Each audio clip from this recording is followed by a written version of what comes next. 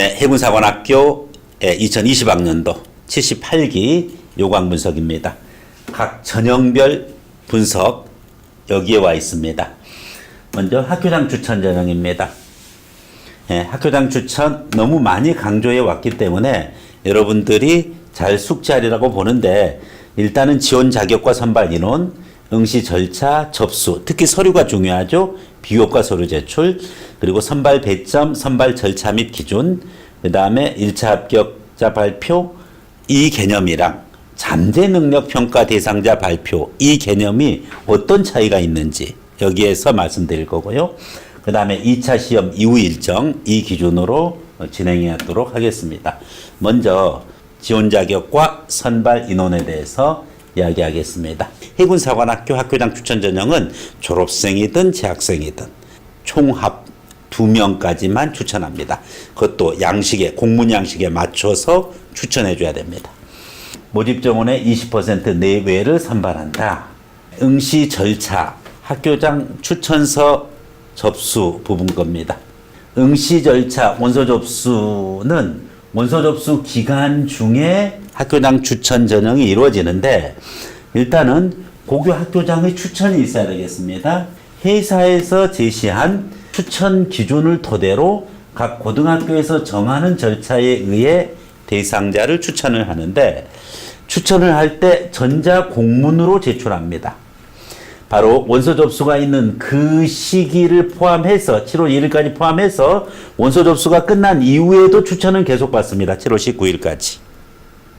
자, 이때 제출을 하고 바로 담당 교사가 온나라 체계를 이용하여 해군사관학교에 제출하는데, 여기서 수신자가 누구냐면은 바로 국방부 장관입니다.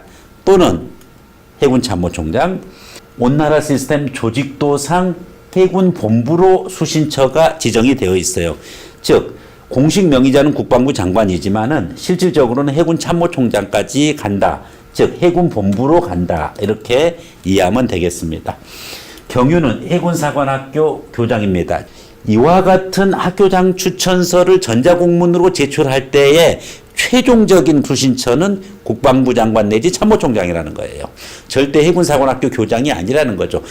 다음, 원서 접수 그 기간 중에 자기소개서를 입력을 하는데 7월 1일까지 입력을 하고요. 그 이후에는 수정이 가능합니다. 학교장 추천만 그 이후에 수정이 가능해요. 7월 1일까지 원서 접수 및 자소서 입력을 하고 7월 1일 이후서부터 7월 19일까지는 수정 기회가 부여된다.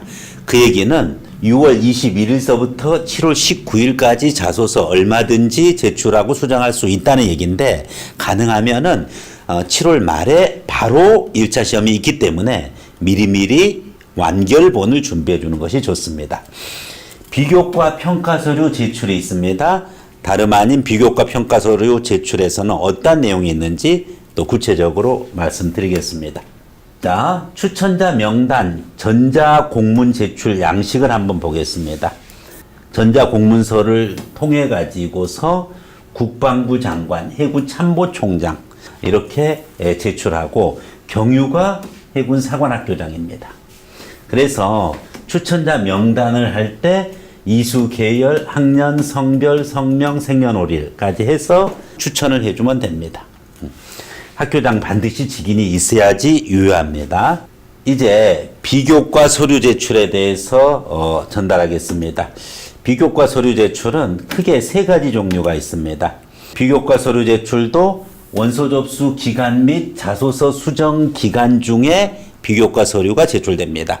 따라서 해군사관학교 학교장 추천 전형은 어떻게 보면은 서류와의 전쟁입니다. 그래서 학생 입장에서는 자기의 자소서를 잘 구성을 해야 되겠고, 학교에서는 교장의 추천서 부분 것이 얼마나 진솔되게, 그리고 학생의 성향을 제대로 반영했는지가 매우 중요한 자료입니다. 이와 같은 비교과 자료는 평가 항목에 들어갑니다. 자, 비교과 평가의 서류 종류는 학교장 추천서, 그리고 생기부, 봉사활동 확인서, 당연히 자기소개서도 들어가죠. 다 평가의 대상이다. 학교장 추천서 보면은 5부를 이렇게 준비를 해서 제출을 해줘야 됩니다. 자, 여기서 학교장 추천서의 양식은 잠시 후에 얘기하겠습니다. 그리고 고등학교 전학년 생활기록부, 졸업생은 전학년이고요. 그리고 고3 재학생은 고2 때까지의 생활기록부가 되겠습니다. 봉사활동 확인서입니다.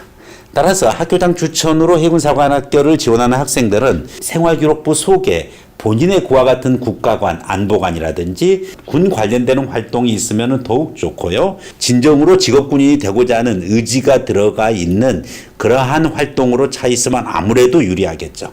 고교 학교장 추천 제출 서류 중 상기 비교평가 서류를 제외한 서류는 2차 시험 기간 동안에 제출한다.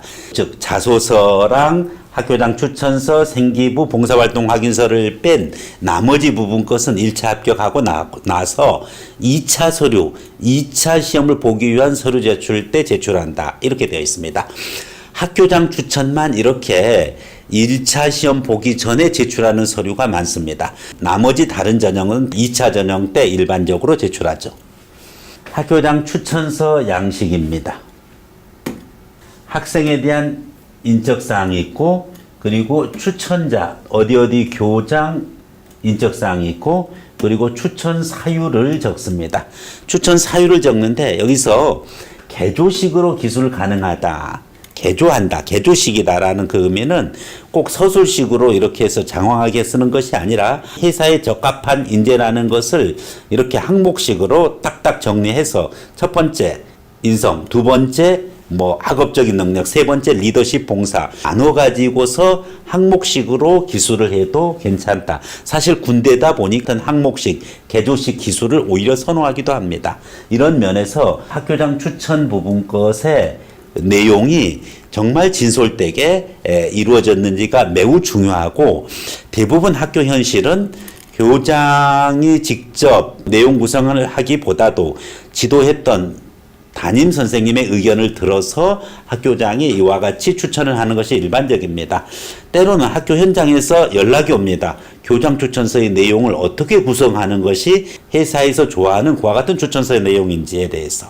물론 그 부분 거에 대해서 제가 개별적으로 답변을 선생님들께 드리긴 합니다만은, 무엇보다도 그 학생에 대해서 그 학교에서 제대로 파악을 하고 있고 정말 회사에 적합한 인재인지 부분 것에 대해서 면밀히 검토하는 부분이 필요합니다. 대부분 추천을 할 때 학부모들의 그와 같은 항의도 있기 때문에 무조건 단순하게 회사를 지원하는 문과 1등과 이과 1등을 추천을 해주고 그 추천한 이유에 대해서도 막연하게 쓰는 일은 없어야 될 것입니다. 자, 가능하면은 회사에서 원하는 인재상을 보다 더 면밀하게 검토하고 학교에서도 많은 성의를 보여주는 것이 필요합니다.